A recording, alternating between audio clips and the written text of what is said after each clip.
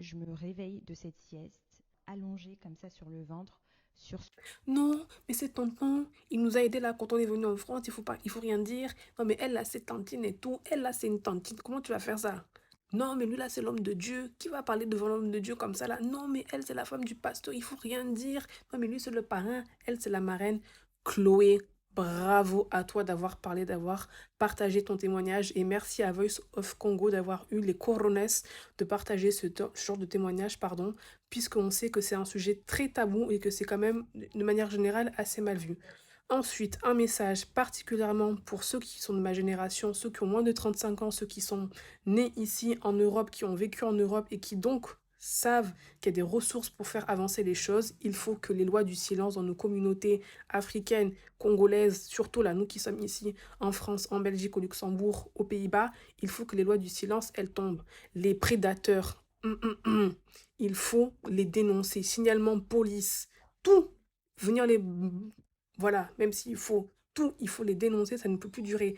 Les églises, là, sucrées, là, qui viennent prendre l'argent des fidèles. Et il n'y a pas que d'ailleurs, hein, vous savez, il y a aussi d'autres noms qui circulent. Il faut aussi les signaler, il faut les dénoncer, il faut parler. Il ne faut plus qu'ils aient la main mise, particulièrement sur nos populations jeunes, à savoir les étudiants qui sont ici ou qui viennent d'Afrique. Il faut les dénoncer, ils n'ont pas le droit. Je pense aussi aux entreprises qui sont rakata, qui font du caca toute la journée et qui en plus viennent ici se poser comme victimes. Il faut les dénoncer. C'est pas parce que ce sont nos semblables qu'on doit aider la médiocrité. Même nos semblables qui font du caca, on doit les dénoncer parce que sinon on se condamne en répétant toujours les mêmes bêtises et on condamne la génération qui nous suit, celle de nos enfants, puisqu'ils auront le mauvais exemple. Donc en 2024, il faut que les choses changent. Et comme disait notre tantine là, Tracy Chapman aux États-Unis, vous connaissez la musique.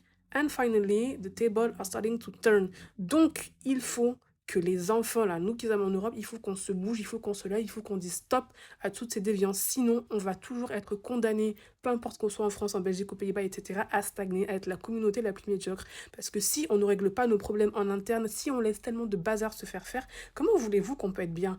Des abus, comme elle a dit Chloé, et plus que des abus, des fois, parce que c'est sans consentement, c'est plus que des abus moraux, des abus spirituels, des abus psychologiques, des abus financiers, tout ça là, ça ne peut plus durer. Sinon, on va toujours rester, excusez-moi, mais le tapis, la serpillère du reste du monde. Donc, levons-nous. On dit stop à tout ça et encore merci Chloé d'avoir parlé. Je pense que ça va libérer la parole et je pense vraiment qu'on doit rentrer dans un mouvement pour ceux qui veulent avancer de parler, de dénoncer et de dire stop. Il faut. Nous sommes en Europe, on a des moyens pour faire bouger les choses, donc ne nous taisons plus. Allez, bonne journée.